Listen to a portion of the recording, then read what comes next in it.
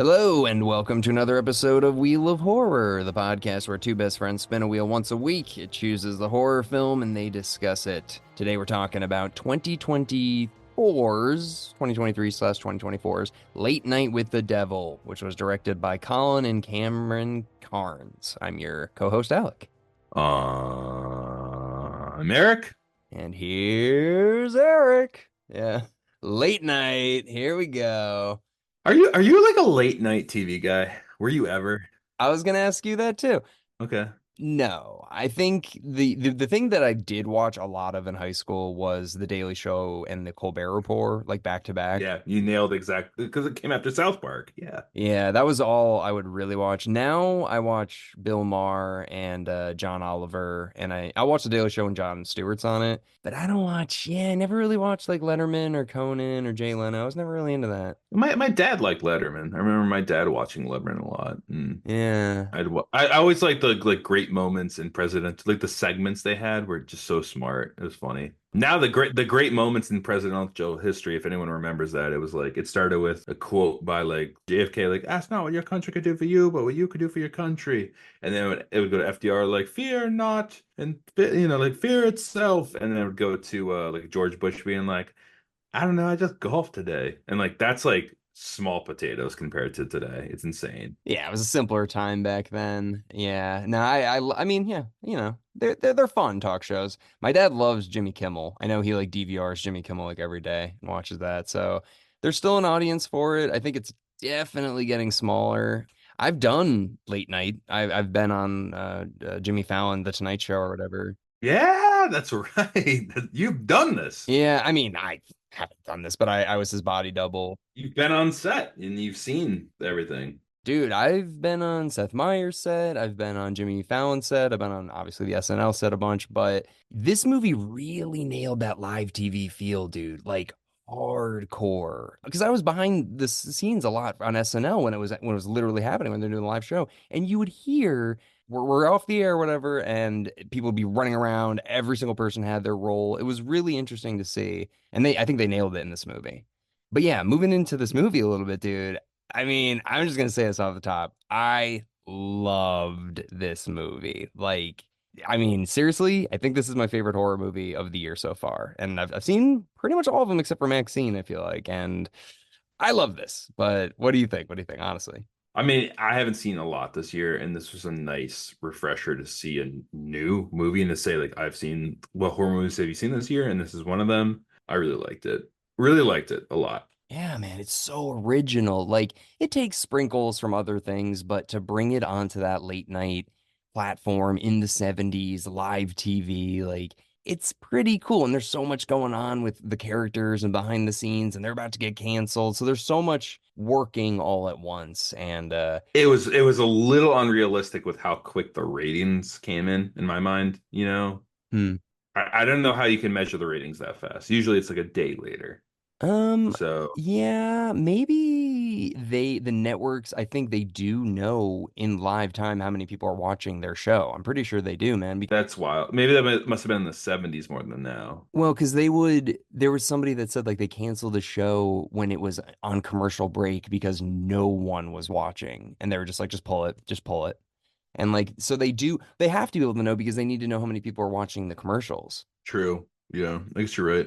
The Nielsen ratings, like the overall share of the market, that typically comes out the next day. But I don't know. I actually don't know if they would have had minute by minute access in 1977. But Maybe I'm used to like I worked on Monday Night Football and we would have to wait a day because we'd have to account for the streaming numbers and like the this numbers and the international stuff. So it was always like a day late. So maybe in the 70s it was more simplistic where it was just like that was it.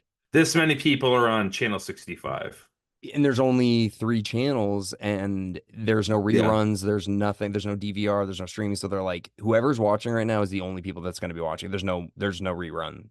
Yeah, so I think that probably made things more live in the rating. So I stand corrected, I think. So Well, yeah, I mean, this movie, yeah, it takes place in the 70s, so it's definitely out of our wheelhouse a little bit. And they do make a couple little jokes here and there that there was one that I loved, dude, in the beginning with the Jimmy Carter's brother joke. Do you know about that at all?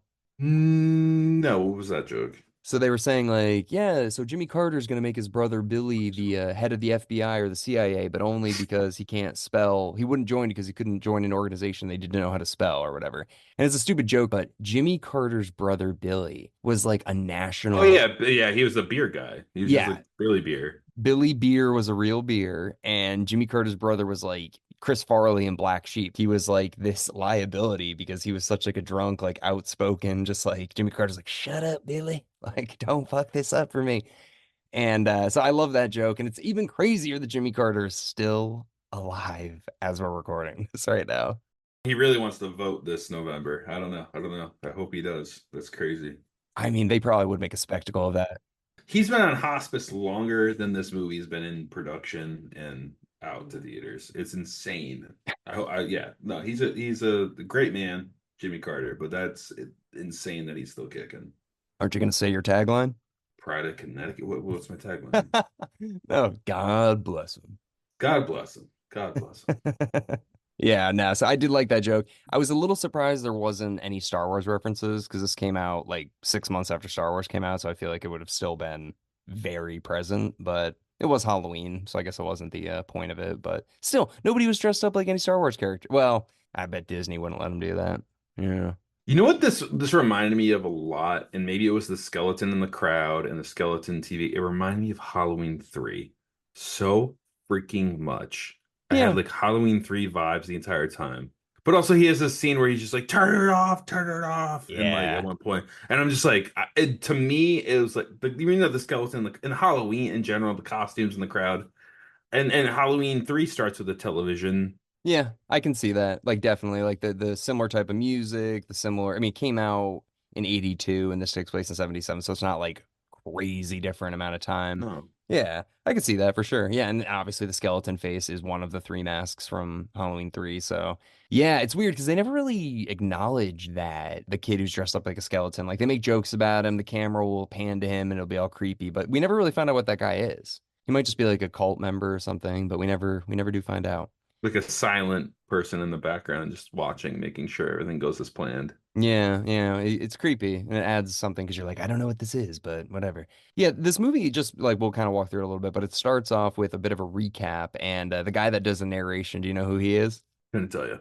Michael Ironside. You know that actor, right? He's been in so much, dude. That name rings a bell. All right, Anyways, look him up. pull my He's phone in up. Starship Troopers, but he's in an obscene amount of movies. But yeah, so he does a narration where it basically is talking about the 70s and all the turmoil, and then it gives a recap of this guy Jack. Yeah, I know who the fuck this guy is. I just googled Yeah, him. He's in Top Gun. He's in so much. he's Keep in going. everything. He's in everything.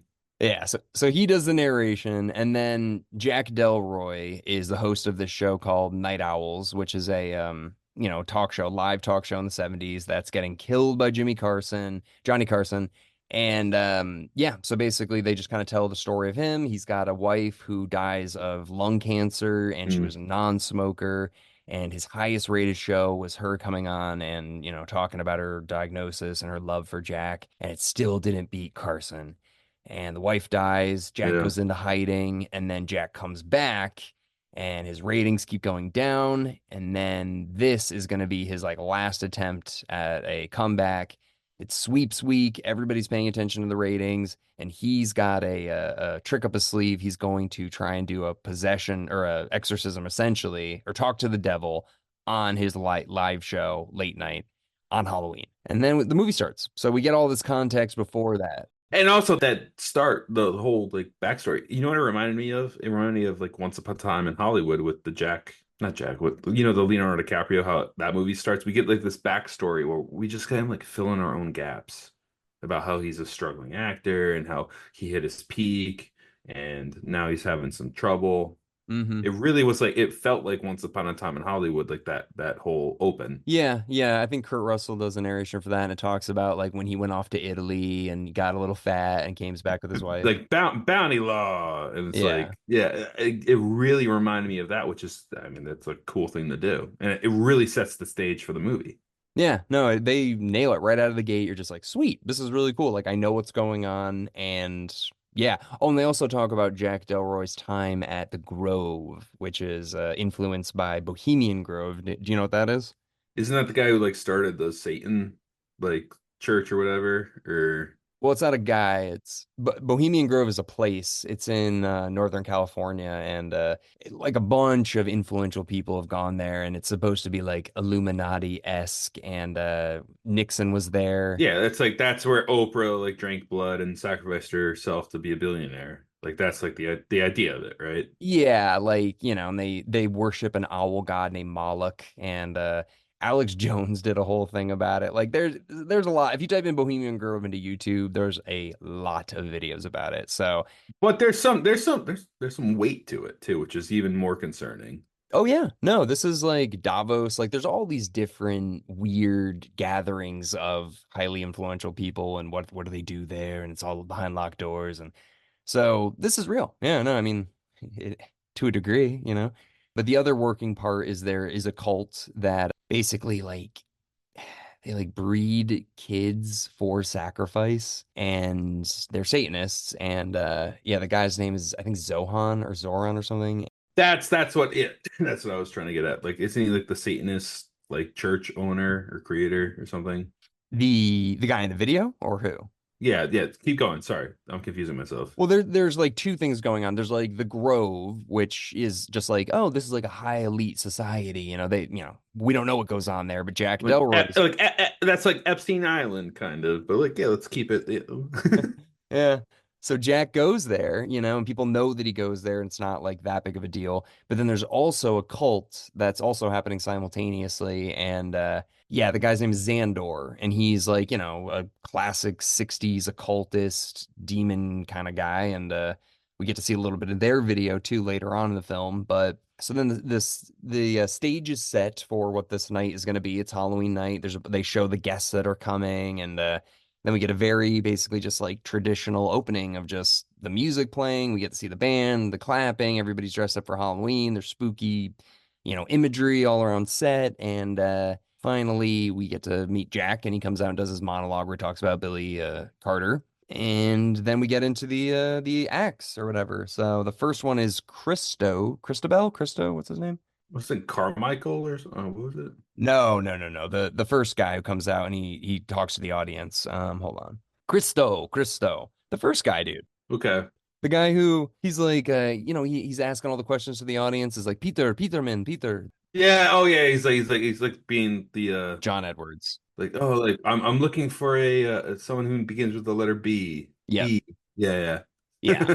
So he's that guy, and he's got the whole act, and he's dressed up like, he's got the gold suit on or whatever, and his name is Christabel or Christo.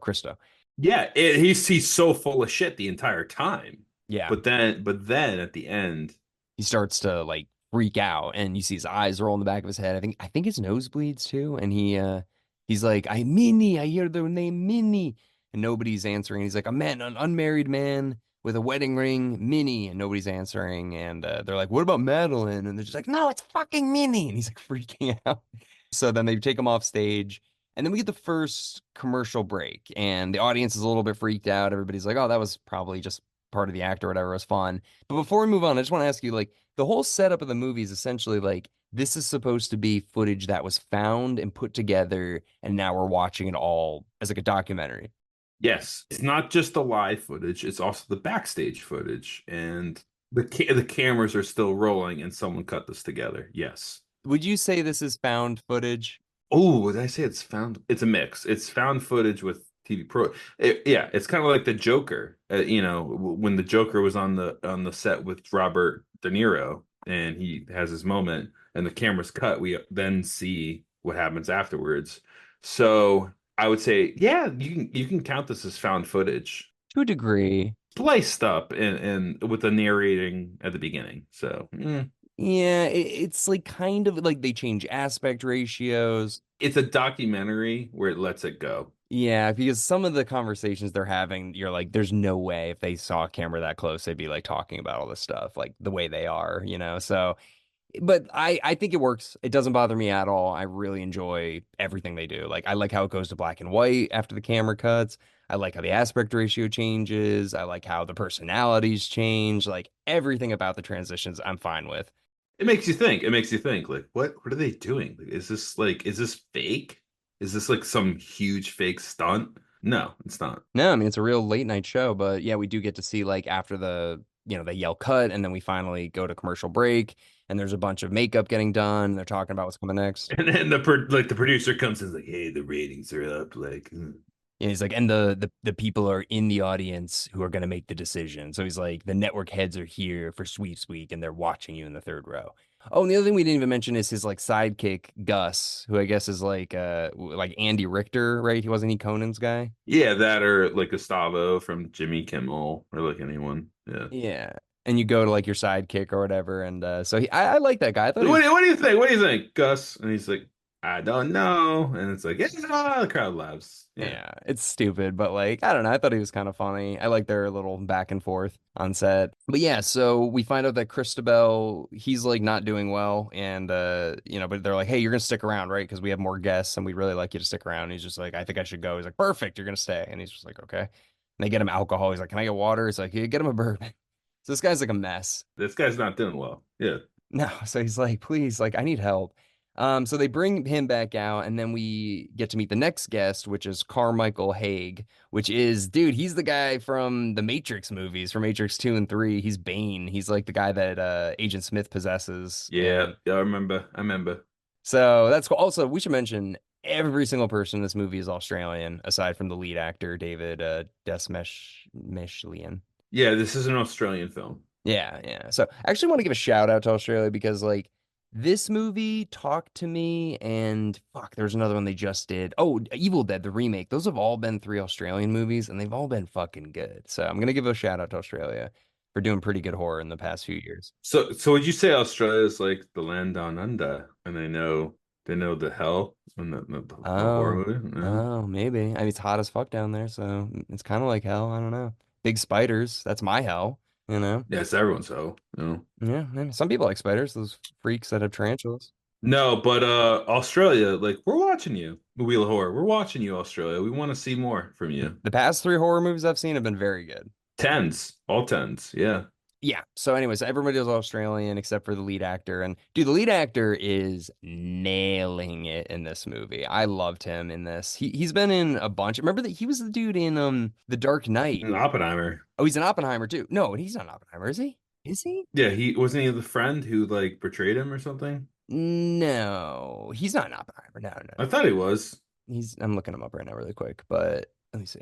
Oh, you're right. Dude, this Yeah, it's guy's in him. everything. This Yeah, guy is in I know. So I was like, always like, wait, I thought I was like the friend who like kind of like betrayed him, but like didn't betray him, but like did betray him. Dude, I forgot. Remember? That Yeah. movie has like everybody's in that movie. Yeah, wasn't he like getting interrogated by the Joker or something in The Dark Knight or like The Dark Knight, yeah, I remember he's the guy that like was pretends scared he out of his is. mind or whatever? Yeah, dude. So that was the first time I saw him, and I remember his face. I was like, man, that guy's face really stands out. And then he was in Blade Runner, then he was in Dune, and then he was in this horrible movie, The Boogeyman, which Joe and I covered a couple years ago. Oppenheimer now, and now this. Like this guy's got a great career. He's also in Twin Peaks, the remake. Just saying, just saying. But anyways, yeah. So very good for him. He's fantastic in this movie. We're fans. We're fans. Keep it going. We want to see what else you got. What's Yeah. next? What's next? What's Yeah, next? I know. I don't know what he's gonna do. So yeah, so then they get back, they meet this new the guy we're talking, the Matrix guy, and Carmichael Haig is the character, and he's a skeptic, and he thinks that everybody's a fake. He's a fake. He admits he's a fake, and he thinks Christo is a fake, and he proves it by being like, anybody could guess the stuff that he guessed. It's bullshit or whatever. And he takes out a check and he's like, I'm willing to give $100,000 to anybody that can prove that they're psychic or prove that their ghosts are real or whatever, or demons or whatever. And Jack's like, have you ever had to give one of those checks away? He's like, never had to give a nickel, Jack. Yeah. And he's got his checks or whatever. And apparently, dude, that was based on a real guy. That guy really existed and he really did that with a check. Well, late night television was known to do that. SNL did it too to bring the Beatles back as well. There's a Oh, I didn't know Beatles that. stint where what whoever came out with $1 million check, like, if you can bring the Beatles back together, like it's yours for any foundation. And I think it was Uh, George Harrison. So like late night television was known to be like presenting these big checks to people to be like, oh, pretty much. well, this guy is real. Like his name was James Randi, and he literally was a skeptic in the 70s, would go on Carson, would offer people to show him tricks on stage and be like, I'll give you a check right now for I don't know how much it was, but it was like, hundreds of thousands of dollars. So this was a real guy, basically. The 70s got through a time where they dealt with like some crazy shit. Who's the guy who used to smash watermelon? What's his name? Gallagher. Gallagher. Like, could you imagine Jackass back in the 70s? Like, Steve-O, I'll give you a check for $100,000 if you jump in this tank of piranhas. It's like, all right, dude, I'll do it. And Steve-O just dies. It's like, okay. Like, I mean, if it was live TV and there's no internet, yeah. I mean, yeah, it could have been a little worse with Jackass, but keep going. Sorry. No, but I just think that's cool that yeah, this guy was like pretty much based off a real dude. And yeah, so they bring him out, he talks to Christo, proves him wrong basically. And then Christo's like, I need to leave. And he vomits black like blood all over the Carmichael guy. Not only he projectiles it Yeah, yeah. tens of feet. Yeah. It's like The Exorcist. That's probably one of my least favorite shots in the movie. I thought that looked like shit, I have a but couple. I'm like, but that one was like, even the like, why black? I would have rather been like a puke color instead. yeah, I didn't like that. But basically, we think that like the demons have infiltrated his mind and they're, talking through him and now they've possessed him or something like that. So they take him off stage. He goes to the hospital. This Carmichael guy still thinks it's all an act.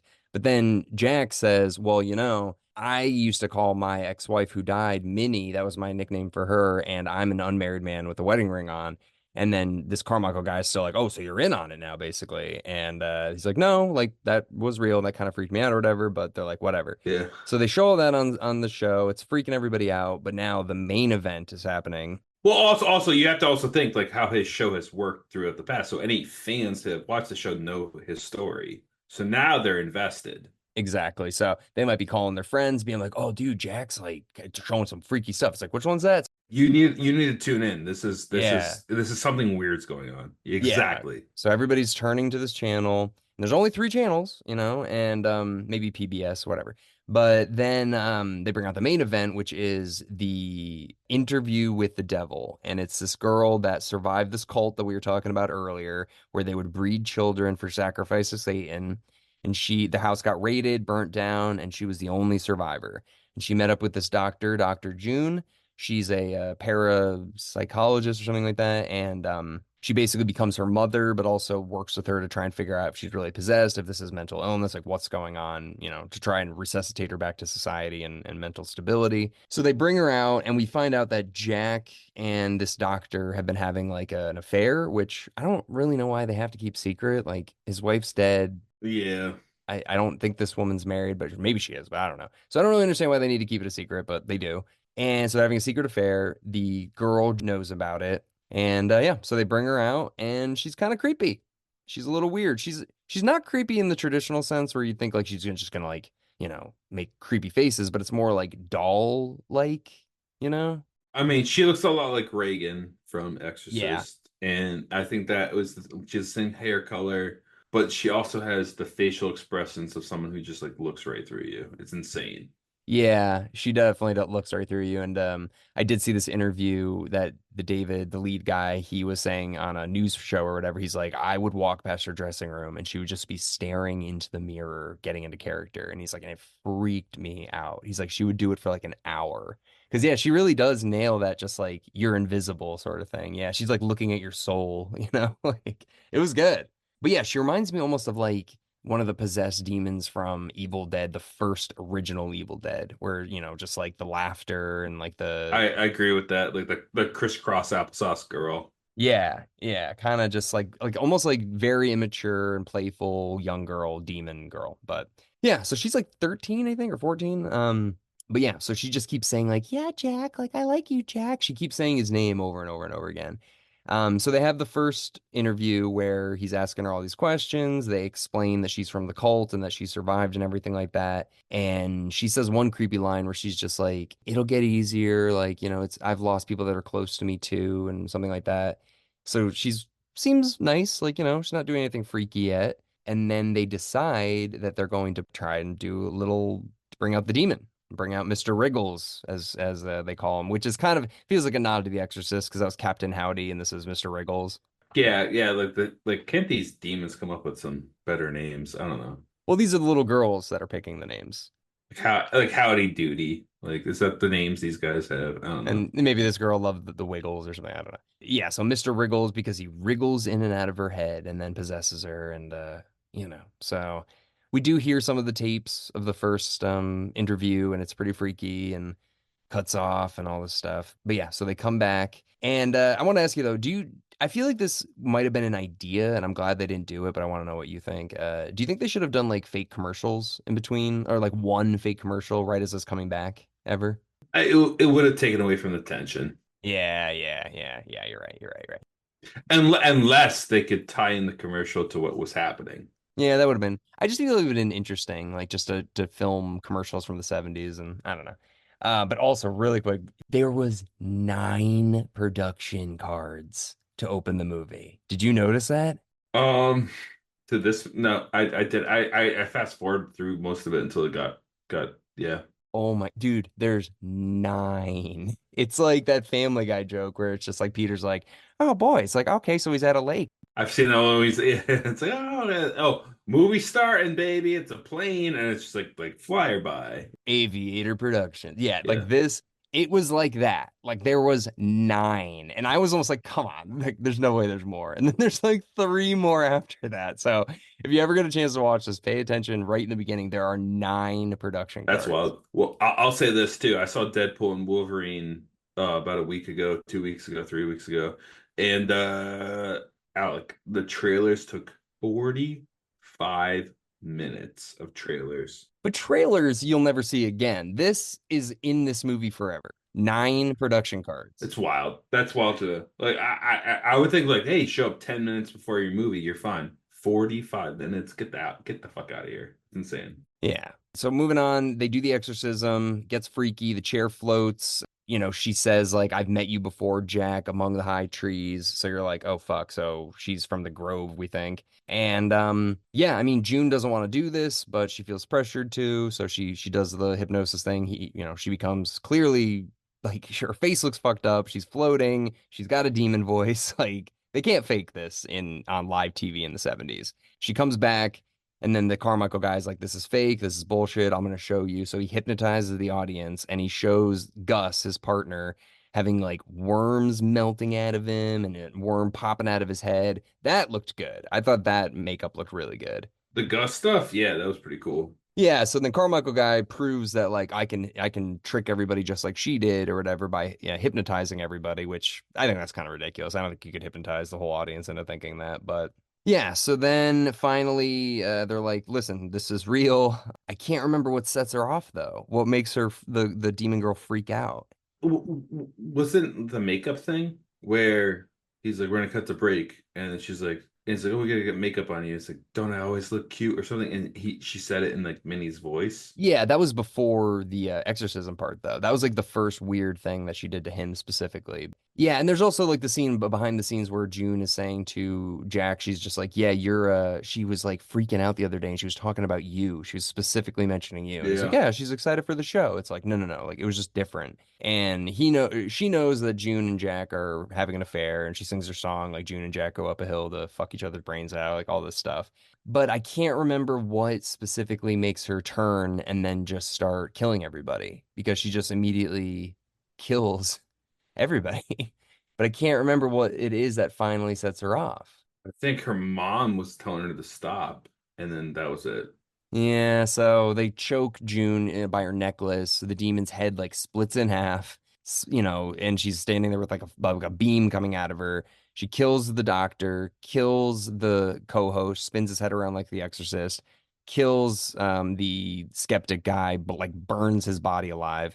And then Jack goes into this like daze basically where he's reliving scenes from the movie. He's seeing his dead wife, and they have a whole scene, and we basically find out that Jack sold his soul to this grove and ultimately this cult which they're associated, and he then gave his wife as a sacrifice. So he's like, okay, you can kill my wife, I'm gonna get high ratings and you're taking my soul. Like, fuck. So it doesn't even work. Like, so the 5 years, his wife dies, his ratings don't go up, and then a last ditch, to get his ratings up is this night. It's so crazy. Like that's how most production companies are. They will sell their soul to the devil to get good ratings. So boom. Or individuals. This guy did it for himself for success, and it seemed like the company, because there's that one scene where it's just like, oh, Jack Delroy's greatest sacrifice is yet to come. So it almost seems like the people at the network are also involved in this Bohemian. They probably are, honestly. So the Bohemian Grove, the network, and the cult are all associated.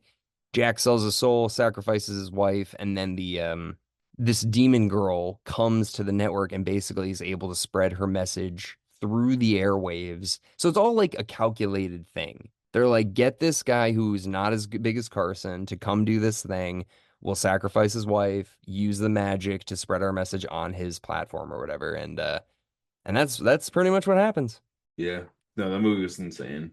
So can I ask you, bringing this into real life, like what did you think of it? Like when you think of like people selling their soul to the devil, who came to mind? Mm, I have one. Kim Kardashian. That's a good one. That's a good one. Yeah. That's a good one. Because I feel like this is so fucked up, but I feel this is so fucked up.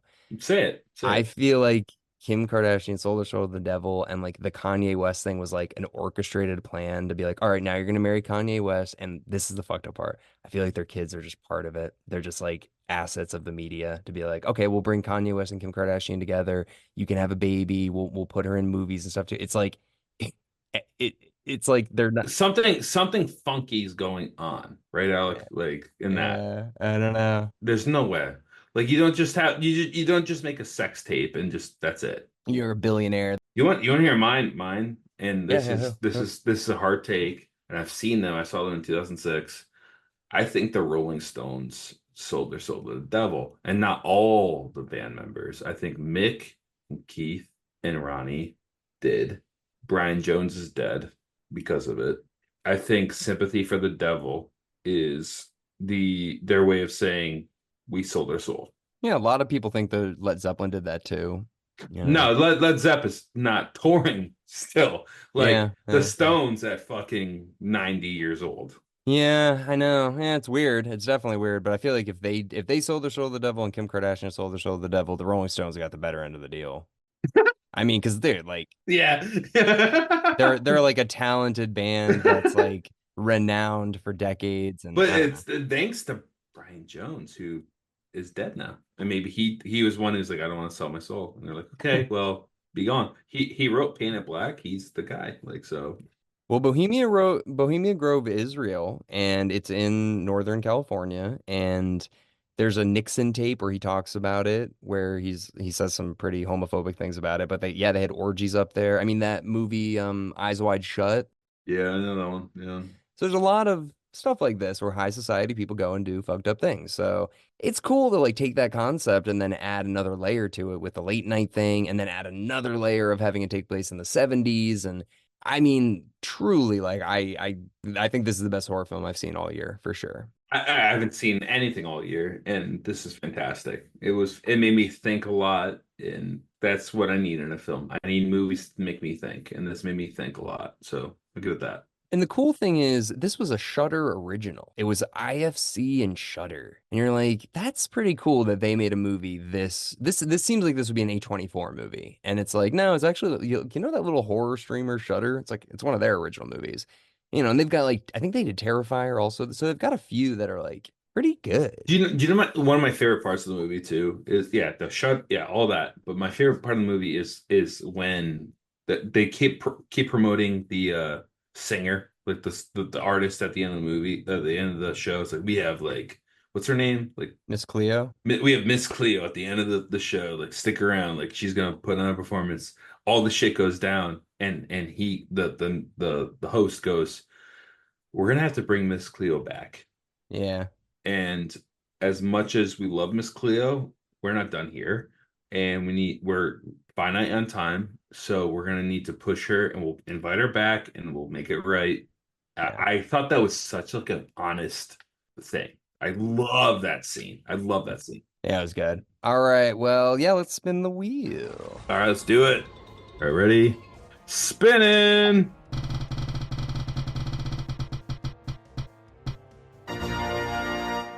All right, we got Madman. All right, perfect. Thank you, everybody, very much for listening in, and we will see you next week with Madman. Woo!